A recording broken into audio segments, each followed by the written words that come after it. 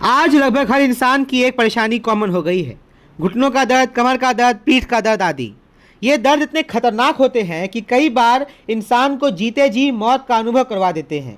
इन दर्दों की वजह से लोग ना अपने काम धंधे पर ध्यान दे पाते हैं और कई बेचारे तो ठीक से मेहनत मजदूरी भी नहीं कर पाते।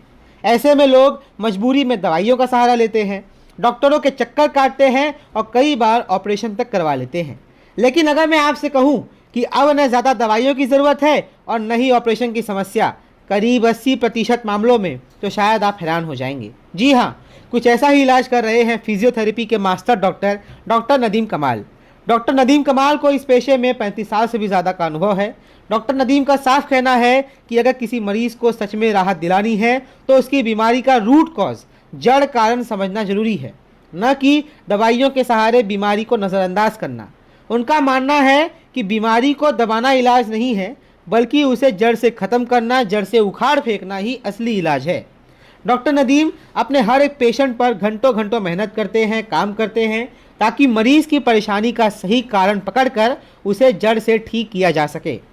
डॉक्टर नदीम के पास आने वाले पेशेंट अपने आप को बेहद खुश नसीब मानते हैं।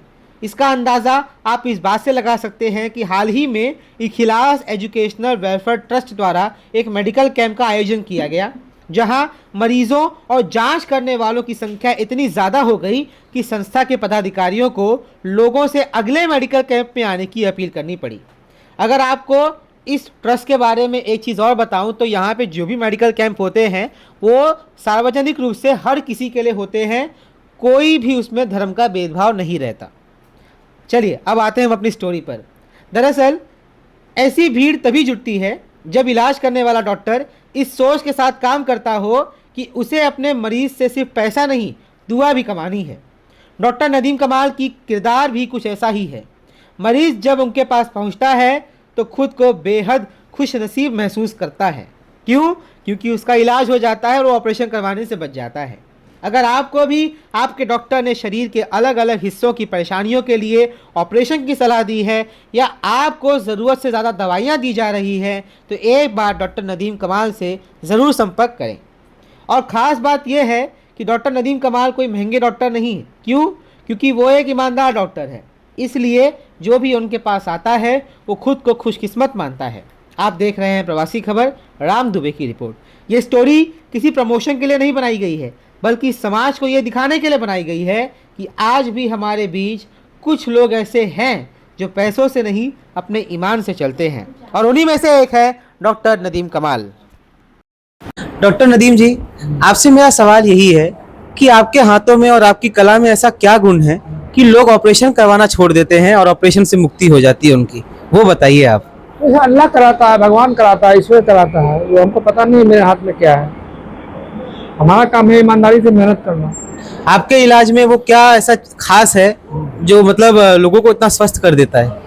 नहीं, मतलब स्वस्थ नहीं है, सिस्टम है, सिस्टम है जी। मेरा जो काम है उसमें क्या जो सच्चाई है, जो फैक्ट है कि आपको एक तो पहली बात है काम करने आना चाहिए जी। सिर्फ काम करने तक ही, आप वहां तक ही नहीं है। मेन है कि आपने काम कितने दिन लगा के किया।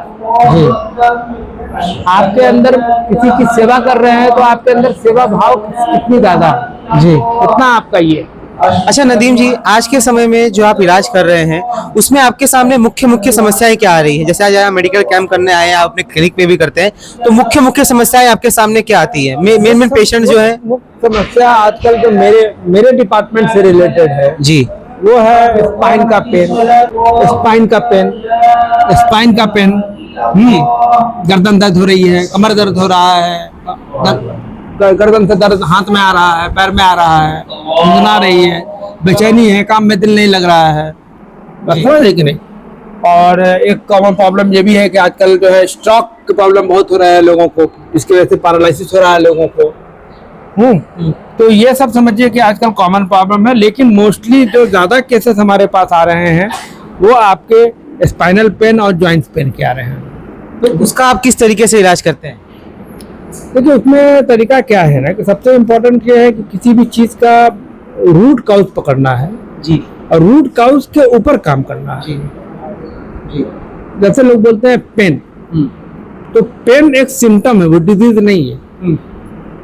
पेन की वजह पता लगानी है, उसका रूट काउज पता लगाना है जी। फिर रूट काउज को पकड़ करके तब उसको उस पर आप अगर काम करेंगे, हाँ, तो वो जाके लॉन्ग लास्टिंग होगा जी।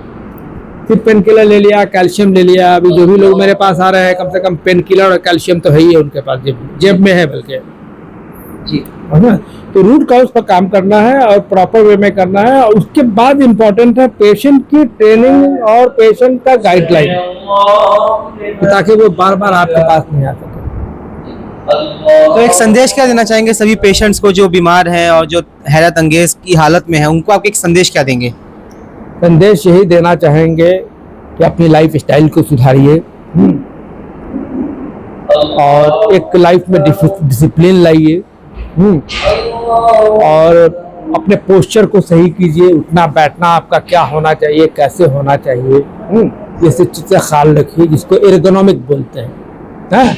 आजकल ज़्यादातर काम जो है वो क्या नाम है, बैठ के हो गया है ना। पीसी पर, कंप्यूटर पर, लैपटॉप पर लोग मोबाइल चलाने लगे हैं। तो इसकी वजह से ये सब प्रॉब्लम और आ रहा है, क्योंकि लोगों को क्या कहते हैं, आराम तलबी वाली नौकरी मिल रही है।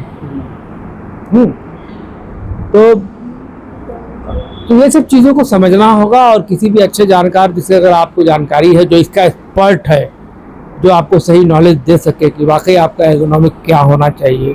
आप ऑफिस में काम करते हैं, कितने कितने देर पर आपको उठ करके आपको अपने बॉडी का मूवमेंट देना चाहिए, कैसे क्या करना चाहिए, ये सब बहुत इम्पोर्टेंट है, ये सब बहुत ज़रूरी है। नदीम जी, इसी पर एक सवाल मेरे दिमाग में ऐसा आ रहा है कि आजकल ऐसा हो गया कि किसी को कमर में दर्द है, किसी को घुटने में दर्द है, किसी को पीठ में दर्द है, किसी को हाथों में दर्द है, तो उसको दवाई दे दी जा रही है।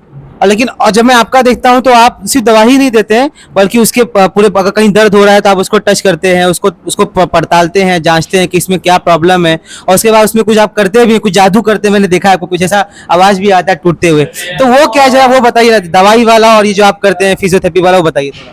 देखिए, दवा इस सब चीज़ों में क्या है ना, दवा जो है वो एक पेन किलर लोग दवा खाते हैं। दिमाग का, पेशेंट का टारगेट होता है कि मेरा पेन जाना चाहिए जी, तो पेन किलर ये लेते हैं जी। तो मैं तो अपने पेशेंट को ज़्यादातर पेन किलर से अवॉइड ही कराता हूँ जी।